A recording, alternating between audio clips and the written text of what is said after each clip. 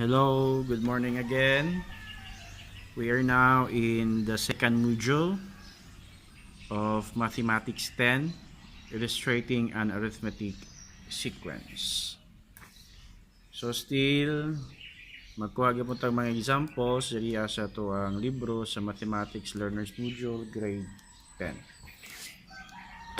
Okay, so atong illustrate ang arithmetic sequence. So, man to pag-illustrate ang arithmetic sequence. So, kinsa may for sure kitang tanan nakasulod na og balay. Nabay ni penalty no nga labi na kung sige ra kag puyo sa balay inon nga do not stay at the four corner of your house, or kung sa eskwelahan pod do not stay at the four corner of the classroom. So it means ang isa ka building basically nagyo na siya ay upat ka dingding or upat ka walls basically.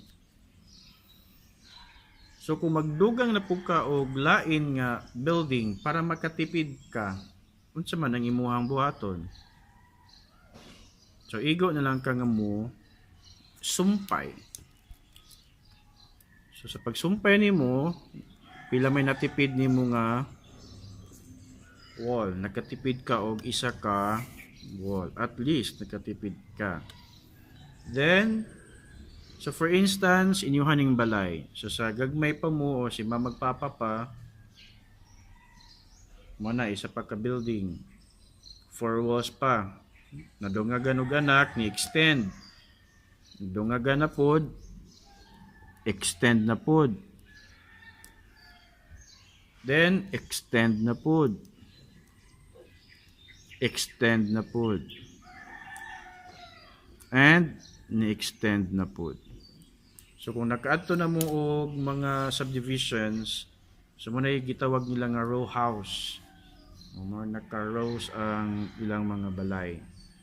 Okay, so sa first nga building, pila ka buok walls? Upat. Pagtukod nimo o ni-extend na pug ka, pila na ka walls tanan? Yes, 7. Ni-extend na pug ka, pila na ka walls tanan? Yes, 10.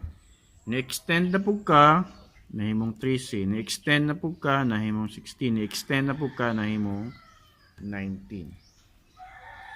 So sa nakita nato, na siya gitawag nato nga interval, or gikan sa first building na siya common nga number of walls nga giput up o gibuild. So pila man ang common, pila may difference aning duha? 3. How about this? 3. How about this? 3, 3, and 3. So sa ato pa, gikan sa first building, para maka-extend ka na siya common nga iduga nga tulo. And in arithmetic sequence, we call this 3 as common difference. Unsa man pagkuha sa common difference? So, ato lang kuha ng difference. Not from the first term minus the second term, but the second term minus the first term, third minus the second, fourth minus the third, fifth minus the fourth, and so on. Unsa may tawag na to aning 4? So we call this one as, naman siya sa una, it is the first term. For instance, tama nang ta sa 19. So unsa may tawag anang 19? Unsa man siya nga term? It is the 1, 2, 3, 4, 5, 6, the sixth term or the last term. Pero kung may nga na po ka mudugang deko sir, dili na siya last term, ika 6th term mo na siya, kumudugang ka. Ingon ana. So, if you see arithmetic sequence, by definition, nga naa sa inyo mga modules, mo ni sino? A sequence in which term after the first is formed by adding a fixed number to the preceding term. So that is arithmetic sequence. And that fixed number or constant is called the common difference. So kung atong isulat ang arithmetic sequence, so just like sa previous na nga discussion, murag hapon A sub n. So this time atong i-denote ang A as arithmetic. Ang n is nth term. So the nth term of an arithmetic sequence is equal to unsa man. No, kung makita nato, nagsugod gyud siya sa first term. Yun sa pagkuha ang 7, dungagan og 3. Yun sa pagkuha ang 10. Gikan sa first term, nagdugang og 3, nagdugang na pod og 3. Yun sa pagkuha ang 13. Gikan sa first term, nagdugang og 3, nagdugang og 3, nagdugang og 3. Though, siya ikaapat nga term, pero pila man ka 3 ang atong gidugang. Nagdugang ng taog 1, 2, 3. So sa ato pa, unsa kay ato himuan ana nga general term. So kung ikalima siya, minusan og ikalima siya, magdugang lang taog 4 ka 3 or common difference.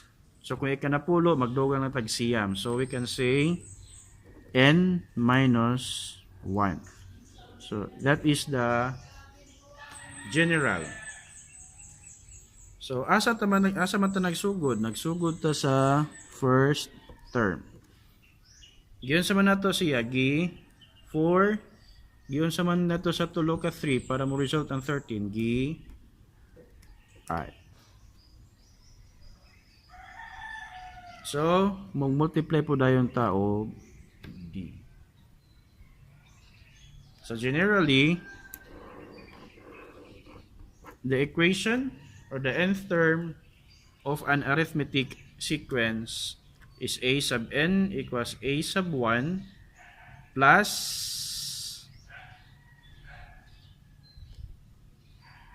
quantity n minus 1 times D. So meaning a sub n, this is nth term, or other term is last term. How about a sub 1? This is first term. Ang n, number of term. Ang 1 minus 1, it is constant. Since pareha ka ganina, again, masig ikaupat siya nga term, nagdugang lang taog tulo ka common difference. Then, mao na nga 4 minus 1, tulo ka difference ang ato ang idugang. Then, D stands for the common difference. Okay, sarakan. So, kung atong pangitaon ang a sub n, dirita mag-manipulate. Pero kung pangitaon ang a sub 1, ibaylo na, balihin dito para a sub 1 ay magpabilin sa isa ka side. And later on, atong i-discuss unsaon nato pagpangita sa a sub n, a sub 1, n, and d. Okay, so another example nga to mag-ipag-illustrate. So, kinsa may naka-file na og mga kanang tinda sa inyong tindahan, Di ba kay kung mag-arrange ta, ingon ani usahay, no? Pa. Oh. Makita nato nga naa siya ay sama, na siya common difference. Pila may difference diri? 1. Difference 1. Difference 1. So kay di naman ta makasaka, dili na po ka sa ubos magdugang. So kung mag-file ka og 20 kabuok sa ubos, ang pinakaubos, ang sunod niya 19, sunod 18, sunod 17. So ingon ana na si common difference para matawag nato siya nga arithmetic sequence.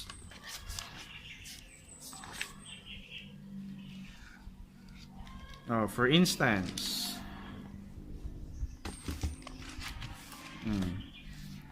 pangitaon na to ang missing term.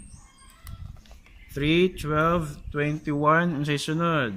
Pila may ang common difference? So, ito pagkuha sa common difference, ay minus ang preceding term from the previous term, or the later term minus the previous term. So, 12 minus 3, 9. 21 minus 12, 9. So, the common difference is 9. So, 21 plus 9, yes, 30. 30 plus 9, 39. 39 plus 9, 48. So, kana siya ang tulo ka missing terms. How about number 2? 8, 3, negative 2. Pasaka, paubos. So, para mababalaan, 3 minus 8 equals negative 5. So, magdugang taog negative 5. Negative 2 plus negative 5. Negative 7. Negative 7 plus negative 5. Negative 12. So, recall, negative 2 plus negative 5, nag-add ka og pareha og sign, copy the sign and add the number. Again, copy the sign and add the number. Sige, diri ata sa number 9. So, sa man ni siya diri first term, di man siya second term. So, pagkabalo. So, di lang ta mag-focus sa first and sa second. Basta kay ang nagsunod, just like first, second, third, fourth, fifth, sixth. Nagsunod man ni sila fifth and sixth. So, atong ma-determine ang iyahang common difference. 31, 39. 39 minus 31 equals 8. So, magdugang ta og positive 8. Dirita. Negative 1 plus 8 or plus positive 8. Negative 1 and positive 8. Di man pareho og sign. Kung mag-add tag di pareha og sign, si buhaton, copy the sign of the larger number and subtract the positive value of the numbers. So negative 1 plus positive 8, the resulting sign is positive. I-subtract din na to ang 8 minus 1 equals 7. So, the answer is positive 7. Positive 7 plus 8, 15. 15 plus 8, 23. 23 plus 8, 31. So, ingon ana pagpangita sa missing terms. So, dali ra siya pagpangita kung naay nagsunod nga terms. How about kung pangitaon na to ang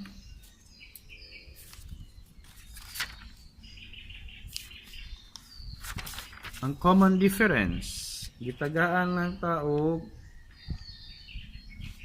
iyahang first, the last, and the number of terms. So, let us try for example. Sige, kani siya. Kaning number 10. Find the common difference of the arithmetic sequence. So, pangitaan na to ang common difference of the arithmetic sequence. So, a sub 4, first, second, third. A sub 4 or the fourth term is 10. Then, ang a sub 11 is 45. So, 11th term is 45. So, 4th, 5th, 6th, 7th, 8th, 9th, 10. Ang 11th term is 45. Yung sa man na karon sir, wa may nagsunod. So again, kaganina, dali na nato pangitaon ang missing terms kung naani nagsunod. But this time, atong gamiton ang nth term pagpangita sa missing terms. Or ang gikan diri is atong pangitaon ang common difference rather. So the nth term or the general form is a sub n equals a sub 1 plus the quantity n minus 1 times d. So, dira, kana may ato ang basihan. A sub n is last term, first term, number of terms, and the common difference. So, manakaroon sir, nga may first term. Kay kaupat man ang gihatag. So, kung say naara dira, mooy gamiton. So, just like in real life, so, kung say na mo ay pangitaan o paagi. So, if this is the fourth, pwede ba niya siya mahimong first? Yes, pwede. So, if this is the first, ikapila naman niya nga term. So, di na siya ika-11th. So, atong ihapon, 1, 2, 3, 4, 5, 6, 7, 8. So, ika-8 na siya nga term. So, using the given atong i-substitute. So, the last term is 45. The first term is 10. What is n? The number of term? 8. Kuhaon nato ang common difference. So, hasder na mo ani sa linear equation. So, just simplify. 8 minus 1, 7 times d, 7d. So, 45 equals 10 plus 7d. So, pwede ta mag-transpose, pwede po ta magdugang og additive inverse. Dapat nara sa isa ka side ang naay variable nga d. So, kanin lang ating ibalhin. Pagbalihin, mahimong, yes, 45 minus 10 equals 7d. 45 minus 10, yes, 35 equals 7d. So, di na may pangitaon na to na may 7 yung tapat-tapat sa buhaton na to. Divide both sides by 7. So, 35 divide 7 is 5. So, the common difference is 5. Sige, let us see kung sakto ba nga to ang nakuha ang answer. So, if the common difference is 5, 10 plus 5 plus 5 plus 5 plus 5 plus 5 plus 5 plus 5. So, correct ang ato ang nakuha nga value sa common difference. Then, let us try another example. Kung pa ba ni diri diba siya ma-discuss na nato sa next topic aron din ita madubling.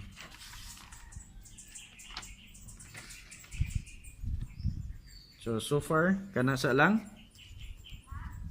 So, we're done illustrating about arithmetic sequence. So, the nth term of an arithmetic sequence is a sub n equals a sub 1 plus the quantity of n minus 1 times d. So, see you again to our next topic.